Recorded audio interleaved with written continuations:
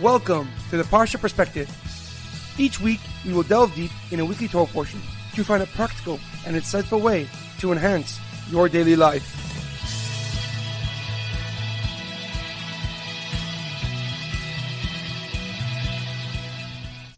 Thank you for tuning in.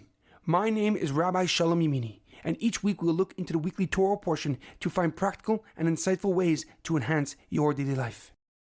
This week's Parsha Perspective is in loving memory of Edward Ben Efraim, Shlomo Ben Edward, and Yirachmiel Daniel Ben Gedalia. May their souls be uplifted and may their memories be a blessing. This week's Parsha Perspective is in honor of the Refuah Shlema, their complete and speedy recovery of HaRav Amitai Ben Shoshanna and Shaul Ben Berta. This week's Torah portion is Parshas Miketz and Chanukah, Live to Thrive. Our Parsha begins with Parshas having two bizarre dreams that no one but Yosef HaTzadik could understand. He first dreamt of 7 fat cows being swallowed up by 7 skinny cows, and then he dreamt of 7 big bundles of grain being swallowed up by 7 lean and small bundles of grain. In both dreams, neither the cows nor the bundles of grain grew due to devouring the others. Yosef is brought before Pari and tells him that the dreams mean that there will be 7 years of plenty followed by 7 years of hunger and starvation. He advises Pari to store food and grain during the years of plenty to sustain them during the famine. Pari agrees and appoints Yosef as the governor of Egypt and gives him the responsibility of ensuring that there is food during the famine.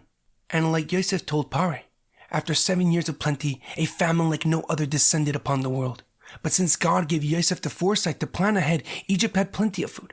And people from across the globe came to Egypt to buy food, making Yosef one of the wealthiest people in history. However, a question comes to mind. When the famine struck the land of Canaan and food started to become scarce, Yaakov gathered his children together, and he told them, Hine shemaiti ki yesh shever b'Mitzrayim, I heard that there is food in Egypt.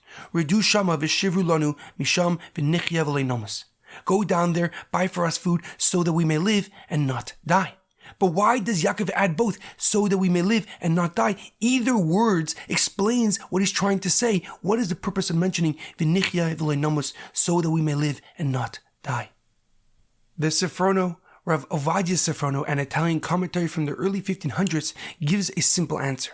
He explains that Yaakov was instructing his children to buy whatever type of food at whatever amount so they can just survive. Whether the food is high or low quality, they should buy as much as possible because the objective is to live through the years of hunger and starvation. However, the Orach Chaim HaKadosh, Rav Chaim Ibn Attar, a Moroccan commentary and Kabbalist, gives a deeper and more profound explanation. He writes that Yaakov told his children, V'nichya v'lei nomas, so that we may live and not die, because he wanted to thrive and not just survive. Even though there was a famine throughout the world, across the globe, Yaakov wished to prosper and to flourish. And ever since Yaakov had his name changed to Yisrael, which means minister, prince of God, his outlook on life was transformed. He wanted and was determined to live life like his grandfather Avram Avinu. Avram Avinu lived life with passion, energy, and intention. And although there was a lack of food, Yaakov still looked for ways to improve and advance his goals. This profound lesson is the message of Chanukah. Darkness must not and cannot become our norm despite the days getting shorter and the nights growing longer. Rather, we light an additional candle each night to provide more light to dispel the darkness.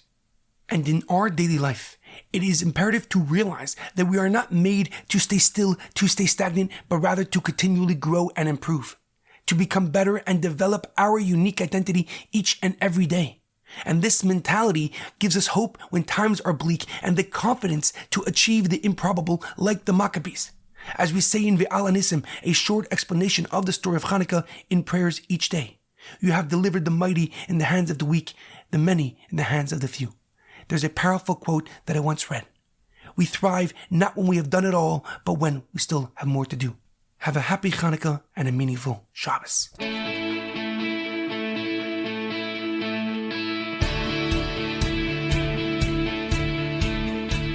Thank you for tuning in to the Parsha Perspective. Check out our website, theparshaperspective.com. Send thoughts and comments to theparshaperspective@gmail.com. Till next time, thanks for listening.